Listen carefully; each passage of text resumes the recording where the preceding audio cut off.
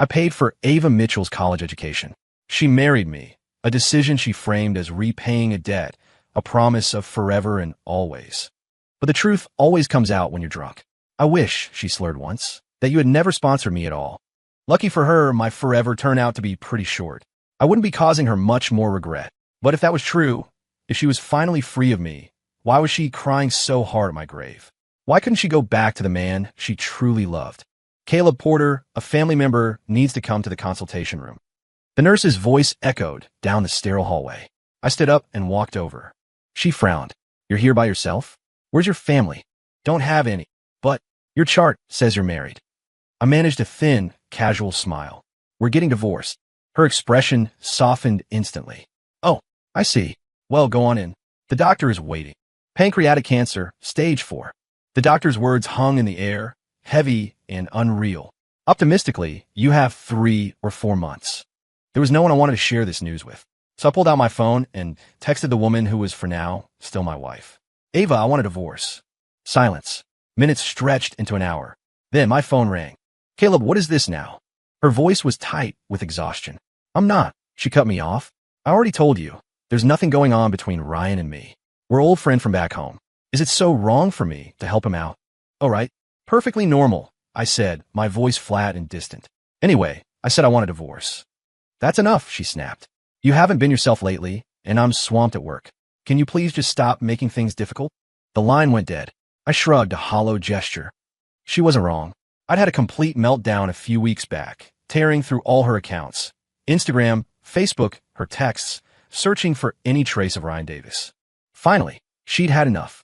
Caleb, you need help, she'd said. You're sick. She was right. The therapist diagnosed me with an anxiety disorder.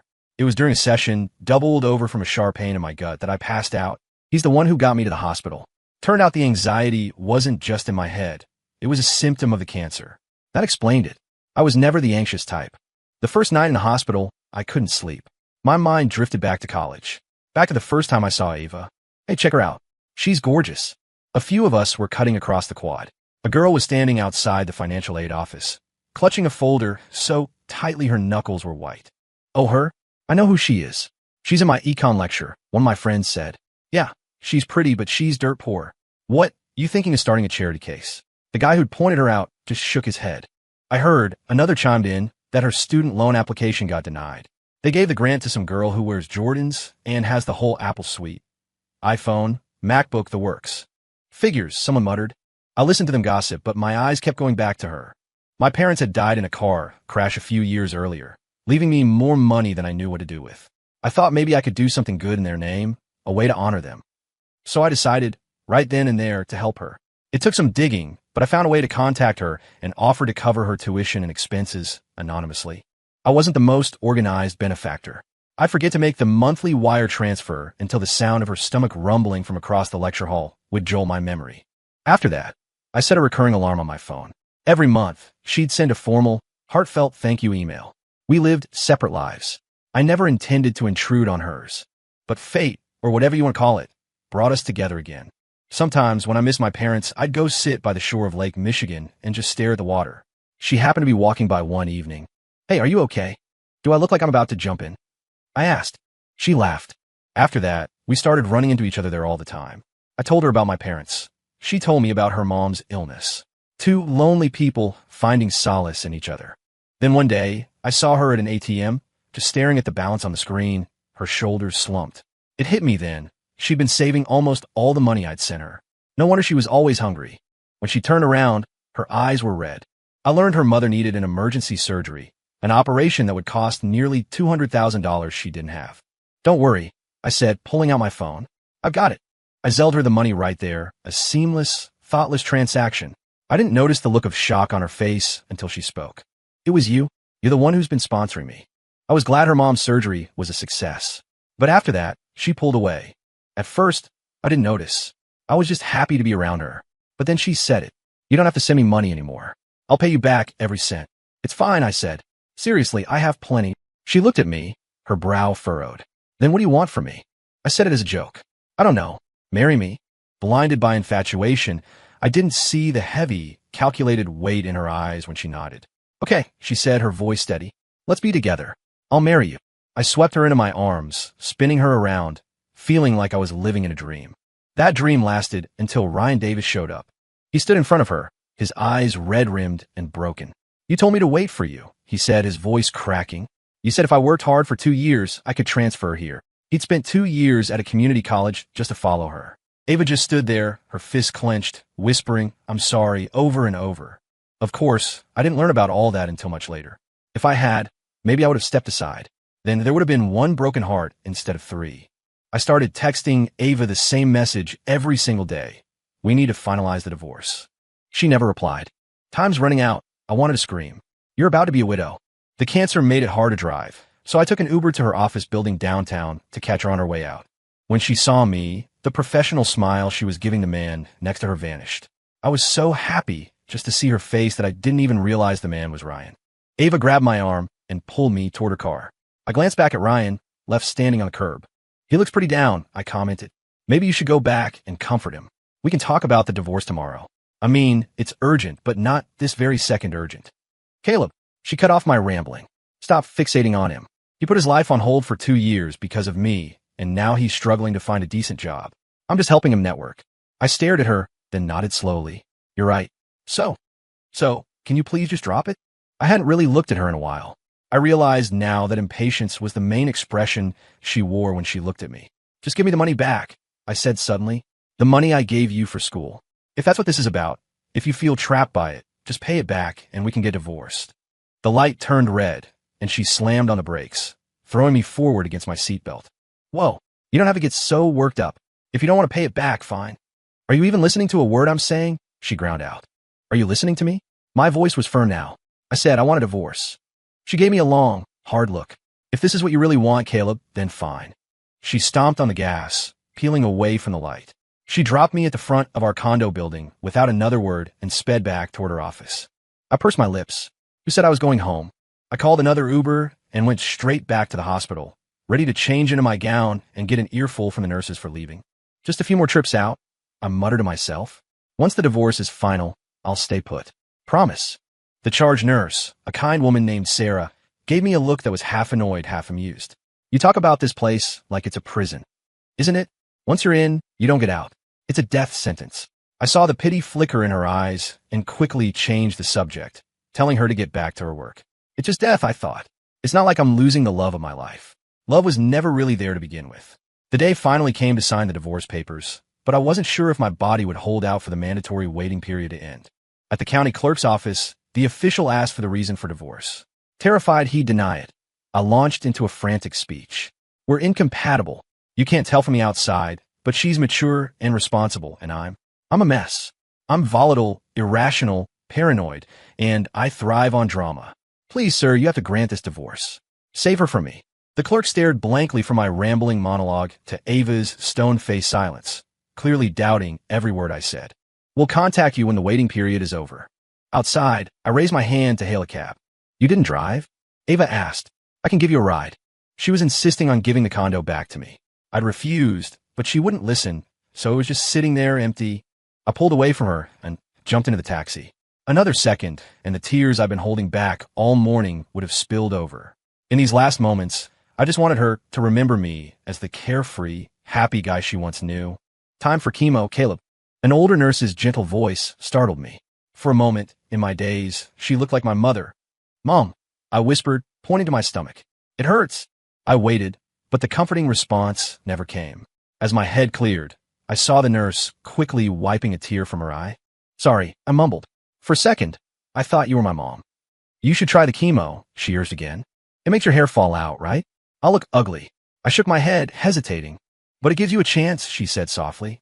"Think of it this way. You'd be contributing to science. There are some new experimental drugs for pancreatic cancer. Why not give them a shot?" She knew how to get to me. She knew I was a sucker for helping others. "Okay," I agreed, "but let me get my divorce certificate first. Can't have my ex-wife seeing me bald and laughing at me, right?" Finally, the waiting period was over. Ava offered to pick me up, but I refused. Our conversations had become surprisingly peaceful now that the end was in sight. She was waiting for me outside the courthouse, hesitating. "You're so thin," she said, her eyes tracing my frame. "On a diet," I quipped. My pants, now several sizes too big, hid legs that were nothing but bone. She frowned. Caleb, do we really have to do this? I stopped my back to her. Yeah, we do. I turned to face her. I used to think you married me for love, but it was always about the money. If you hadn't gotten drunk and told me the truth, I'd still be living in that fantasy I built for myself. Ava froze. You're not divorcing me because of Ryan? That's part of it, I guess. I'm the one who broke you two up after all. I rubbed my nose. Does the reason really matter? The point is, you never loved me. How can you say that? Because for years, I've been desperately searching for proof that you did. And the truth is, whether I found it or not, the fact that I had to start searching in the first place means it wasn't there. That's not.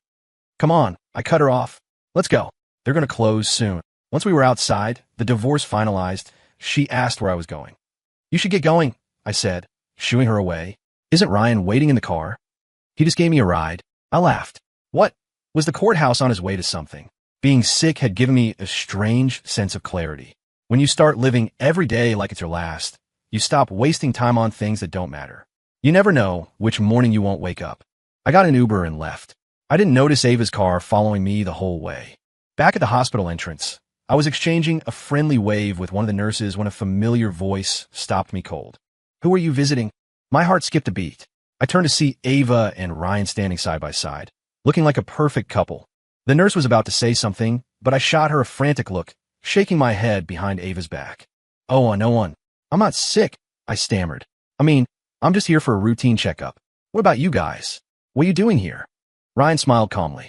My daughter's sick. Ava's here with me. Where's her mom? The question slipped out before I could stop it. Ryan's smile turned weary. We're divorced. She has a gambling problem.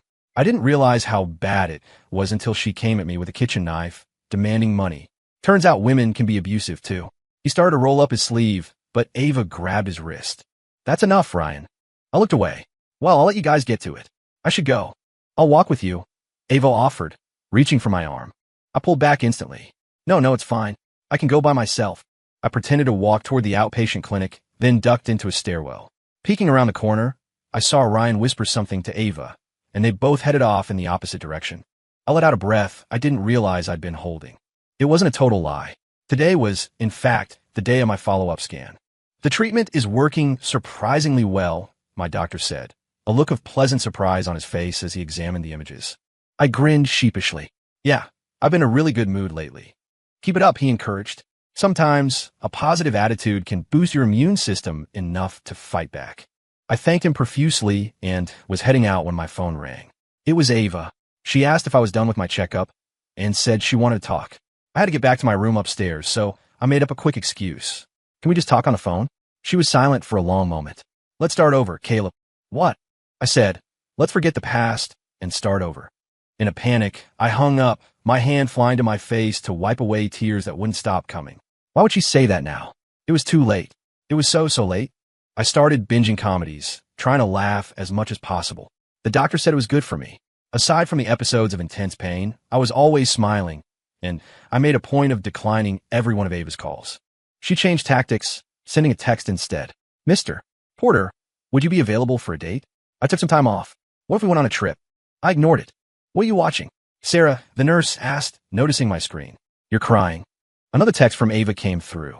I didn't know how to love you before. Is it too late for me to learn? And another. We rushed into things. Let's do it right this time. Let me court you. Sarah turned her back to me. Go, she whispered. I didn't see anything. Have fun.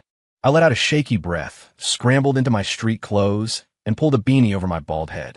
I took a detour to a high-end department store and bought the most expensive wig they had. You get what you pay for. It looked completely real. When Ava came to my condo to pick me up, I had my bags packed but was fidgeting nervously, unable to suppress the stupid grin on my face. I felt like a little kid waiting for a school field trip. This was the first vacation Ava and I had ever taken. Every time I'd suggested it before, she was always too busy with work. I tried to put on a stern face when she arrived. We're not so busy anymore. I asked. No, nothing is more important than you right now. I'm taking the next few weeks off. She'd swapped her severe business suits for the matching hoodie I'd bought us years ago.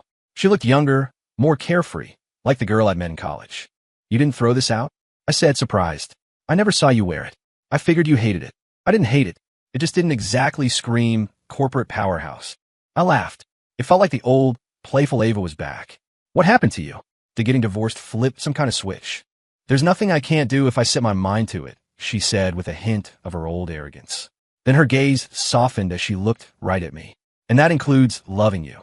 I know I can get it right. Her dark eyes felt like they were looking straight into my soul. I quickly turned away. Don't get too cocky. I'm not that easy to win over. Don't worry, she said, her voice full of confidence. I'll have you wrapped around my finger in no time. Ava wanted to drive, so I made up an excuse about my back hurting and settled into the passenger seat. She probably thought I was still sulking, but she didn't push it. For that one moment, I forgot all our fights. I forgot that Ryan had sat in this very seat. And even when the memories flickered, I let them pass. I needed to give us a proper ending. I needed to prove to myself that I hadn't been wrong, that my love could be returned. Maybe, deep down, I just didn't want to die alone. There's really nothing going on with me and Ryan. Whoa, does she read minds now? Our families were neighbors growing up. We walked to school together from kindergarten through high school. She paused, stealing a glance at me. Seeing my neutral expression, she continued. In high school, his mom came to me. She said she'd read his diary and knew he had a huge crush on me. She took a breath. She said he wasn't focused on his studies and asked if I could help motivate him. She wanted me to promise I'd meet him at the same university. So I did. The first year, he didn't get in. He decided to do a transfer program at a community college. At his mom's request, I'd text him every now and then, encouraging him to study hard. The second year, he got accepted into a great school with a major he loved. I told him he should go. Ava sighed, but he turned it down and reapplied to my university, finally getting in with the lowest possible scores for the worst major they offered. At the time, I felt incredibly guilty. Wow, he really liked you, I said, genuinely stunned by the power of young love. So, did you like him back? I couldn't help but ask. She shook her head. Why not? She thought for a moment. Liking someone, it's not that simple. So you like me then? I said smugly. She shot me a look. Obviously, she added. Otherwise, who would burn through their vacation days instead of getting paid? So you're saying I'm more important than him? I pushed. She agreed. Of course, she said, her voice firm. You always were. A warmth spread through my chest, but I pressed my advantage. Then you're not allowed to contact him at all while we're on this trip. She agreed. And you can't answer his calls. She just smiled and reached over to take my hand. For our first stop, she chose Aspen, a place I had talked about wanting to visit for years. It wasn't even that far, but we just never made the time. At the hotel check-in, Ava held up our IDs. One room, please. I raised an eyebrow. I thought you were trying to win me back. She looked confused but nodded. Then make it 2 rooms, I told the receptionist. I ignored Ava's bewildered stare. There was no way I could sleep with the wig on. It was getting late, but I still ended up in her room, curled up on the couch watching TV. She asked what I wanted to watch, and I listed off a few comedies. Since when are you so into comedies? She asked, amused. They say laughter is the best medicine. Are you sick? I realized my slip. No, not really. Just had some anxiety issues before. You know, I kept it vague. She nodded. Well, watching something happy is a good idea then. She snuggled up next to me under a blanket, and we laughed at the same stupid jokes, making fun of the bad acting. Her phone buzzed on the coffee table. I leaned over to see. She didn't try to hide it. Ryan, you busy? Don't you dare reply, I warned in a low voice. Ava just smiled, pushed the phone aside, and snuggled back against my shoulder. It buzzed again. Ryan, I made that chicken soup you love. My mom's recipe. The one you always asked for when we were kids. You should probably answer him, I said, my voice dripping with acid. Tell him to get lost. Tell him to get lost. My mind screamed. Ava picked up the phone and typed. Ava, no thanks, Ryan. I'm out of town with my ex-husband. She sent another message right after. Ava, he makes great chicken soup, too. I like his better now. Okay, so she was serious about this.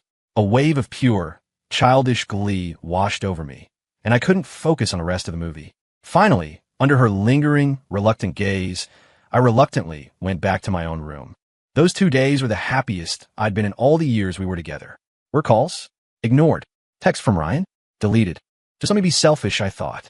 Let me have her all to myself for the time I have left. That night, I went back to her room and walked straight into the bathroom, trying to act casual. She gave me a playful look from the bed. What are you waiting for? Want to shower together? I slammed the lock shut. The hot steam fogged the mirror and brought a flush to my pale cheeks. Slowly, carefully, I peeled off the wig, revealing my smooth, bald head. I had decided. It was time to tell Ava everything. Dressed in a hotel robe, my hand was on the doorknob when a frantic knock echoed through the room. Bang, bang, bang. Caleb. Ava's voice was strained with panic. Ryan's daughter is in a hospital. It's really bad. I have to go help him find a specialist. I'll be back later. My hand froze on the doorknob. Wait for me, Caleb. Then, The sound of the suite's main door slamming shut. The room fell silent. I could hear my own heartbeat, a frantic drumming that slowly faded to a dull, steady rhythm. Ava, why now? Of all times, why now? I carefully put the wig back on.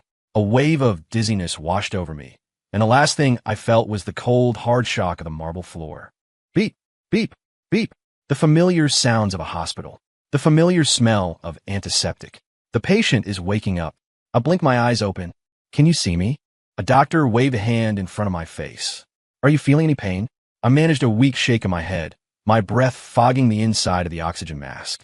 Can we contact a family member? As if on cue, my phone started ringing on the bedside table. I tried to reach for it, but my arm felt like lead. A nurse kindly answered it for me and held it to my ear. Caleb, why haven't you been answering? It was Ava. I opened my mouth, but only a faint croak came out, muffled by the mask. It sounded busy on her end. She quickly said she was still tied up and that I should just enjoy the rest of the trip on my own, then hung up. I felt nothing. No anger, no surprise. It was all somehow expected. As soon as I was stable, I arranged for a medical transfer back to Chicago. Returning to my old room felt like a grim homecoming. Sarah rushed to my bedside, her face etched with concern. You were doing so well when you left. How did? She choked up, unable to finish. I smiled at her weakly. It's okay. It's all my fault. I never should have let you go. No, I said, shaking my head. Thank you. I was really happy for a few days. Tears welled in her eyes. My phone rang again. It was Ava. Hello, Caleb. Are you back in Chicago? Yeah, I'm so sorry. Things here were just so crazy. I'm glad you made it back okay. I said nothing. It would have been better if I wasn't brought back in an ambulance, I thought. She was silent on the other end, not speaking but not hanging up either. I waited. After a long pause, she finally spoke, her voice hesitant. You're Rh negative, right? Ryan's daughter has leukemia. She needs a transfusion, but we can't get a hold of her birth mother. Can you? Can you come to the hospital? I'm sorry, I said calmly. I'm sick. I don't think I can donate blood. Ava paused. Caleb, this isn't a joke. This is a real emergency. I know. I'm sorry, but I can't help. Caleb. Her voice sharpened with impatience. Can you stop being so childish just this once? I'll do whatever you want, just. We need to save her.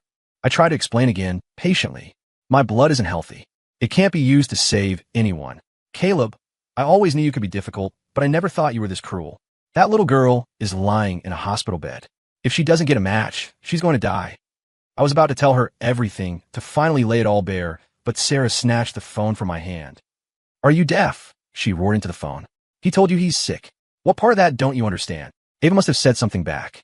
Anxiety? That's bullshit. He has cancer. You hear me? Your 6-foot-tall husband barely weighs 130 pounds anymore. And you want his blood? He want to see you. And the stress caused a major relapse. His blood is full of cancer cells. You still want it? You want to kill that little girl too? She wasn't done. You're worried the girl will die? Well, guess what? Caleb is dying too. His life is on a countdown. Why don't you just take all his blood and pass it around? You can all die together. She slammed the phone down, her chest heaving. Then she looked at me, her anger melting into panic. Oh, Caleb, don't cry. I'm so sorry. I shouldn't have said that to her. I overstepped. I shook my head. Thank you, I whispered as tears streamed down my face. Ava, I thought a complete stranger cares more about me than you do. Why couldn't you? There were plenty of cancer patients on this floor, but none as young and alone as me. The nurses took me under their wing, celebrating when a new chemo drug showed positive results, and quietly crying in the hallway when my condition inevitably worsened again. I couldn't repay their kindness, so I secretly ordered gifts for them online, hiding them in my closet. I hoped it would ease their sadness after I was gone, and serve as a small mark that I had existed, that I was here. I woke up after what felt like a very long sleep. A familiar figure was sitting by my bed. She said she'd searched every hospital in the city to find me. The irony was, I'd been in the same hospital as Ryan's daughter the entire time. I was never far away at all. Why didn't you tell me? She whispered. My voice was a dry rasp. Tell you what? We're divorced. The home care aide I'd hired brought me a glass of water with a straw. Ava quickly took it from her. I'll do it. The aide gave her a sidelong glance, then adjusted the bed to help me sit up. I watched Ava fumble with the cup. How's Ryan's daughter? I asked. She's fine. They found her biological father. Ava dismissed the topic, her eyes fixed on my face. When were you diagnosed? A little before I asked for the divorce. My calm, detached tone seemed to make her more agitated. I watched as her eyes filled with tears, saw how she fought not to blink, forcing them back down. I turned my head away. You should go. I need to rest. Caleb, she pleaded. I closed my eyes. You don't have to feel guilty. We're divorced. We're not responsible for each other anymore. My hospital room kept getting downgraded until I was finally back in a basic single. It was the hospital's way of saying there was nothing more they could do. They were just waiting for me to die. I felt a strange sense of relief. After all the experimental drugs, all the pain, it was finally coming to an end. Ava wouldn't listen. I told her to leave, but instead, she had a cot moved into my room, staying by my side day and night. She was going to lose her job. At first, I turned my back whenever she was there. Eventually, I didn't even have the strength for that. I just closed my eyes. The days blurred together. I was asleep more than I was awake. One afternoon, I was woken by the sound of arguing outside my door. I strained to listen. You found the girl's biological mother days ago, didn't you? It was Ava. Ava, listen to me. Ryan's voice was losing its confidence. I just wanted my daughter to get treatment as fast as possible. I didn't know Caleb was sick. Ryan, I need to be with Caleb now. Please, don't bother us anymore. Ava, you had such a bright future. I'm telling you, even without Caleb sponsoring you, you would have been successful. Don't let this hold you back anymore. You don't owe him anything. Ava let out a cold laugh. Who told you I was being held back by him? The only thing holding me back was you. No, that's not right. It was me. It was my own guilt over you. Ryan stammered, but you stayed with him to repay him, right? You're free now. Shut up. Ava's voice cracked, a rare moment of losing control. Then, softer, broken, she added, Don't you dare say that. I should be grateful, she continued, her voice barely a whisper.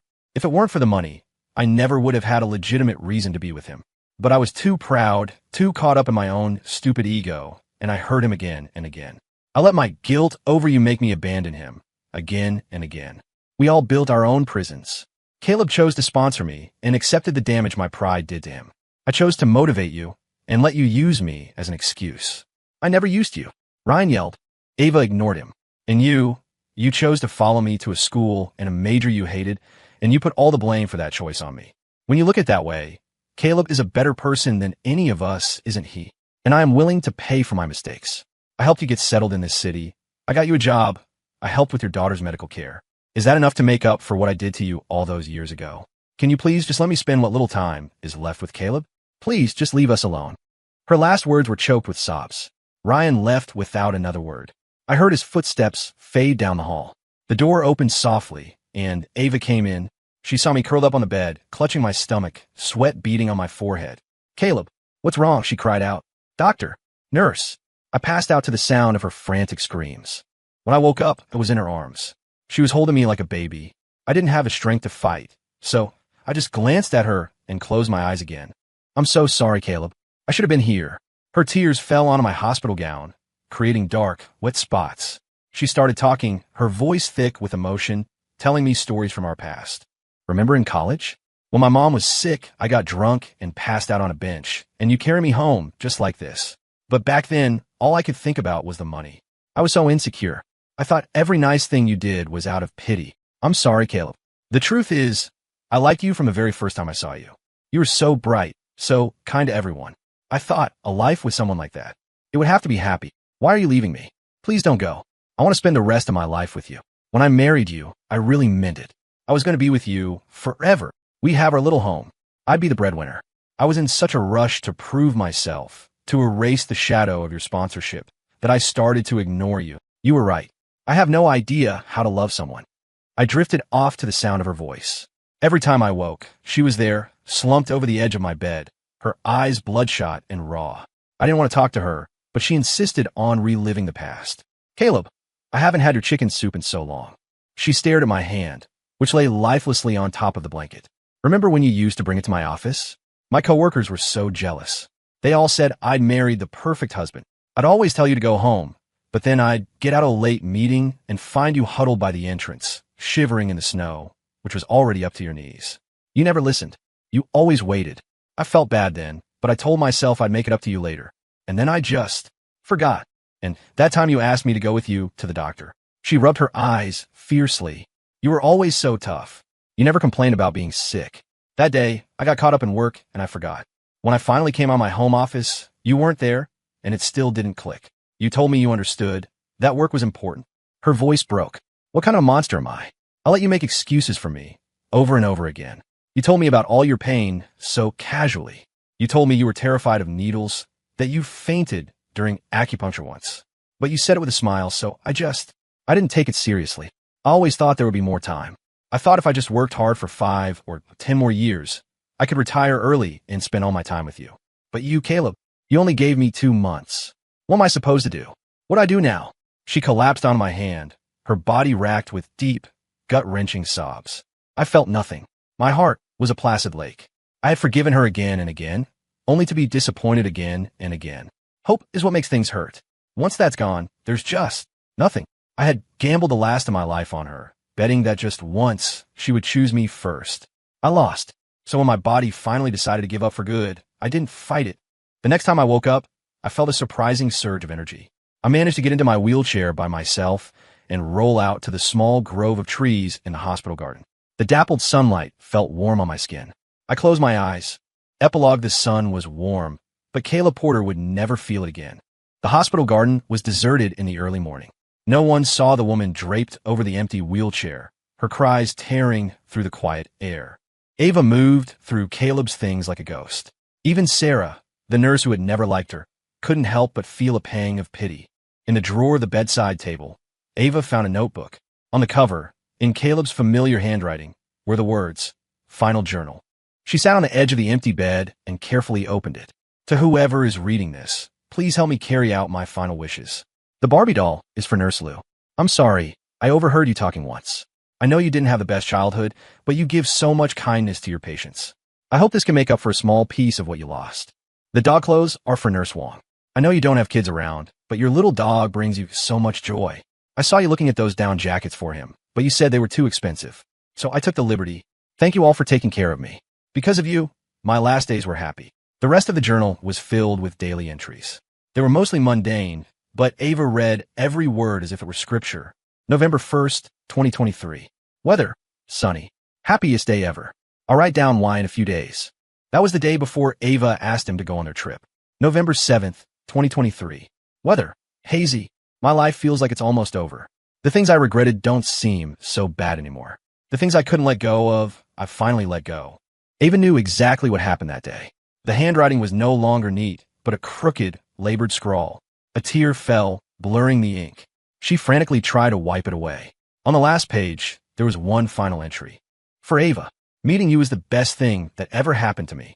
Your kindness, your ambition, they inspired me. I'm sorry that my money hurt your pride. I never meant for that to happen. I wish Ryan didn't hold such an important place in your heart. Then maybe I wouldn't have had to fight with you just to get a fraction of the attention you gave him. But you chose him time and time again, even at the very end. You didn't know I was dying, and that's okay. In a way, it was a perfect test. It showed me where I truly stood. I don't want to hold you captive anymore. You explained that you didn't love him, but you gave all your kindness to him and his daughter. You called me cruel for not wanting to give my blood. Ava, I couldn't even leave you with a good impression of me before I died. When would you have saved a little of your love, your care, for me?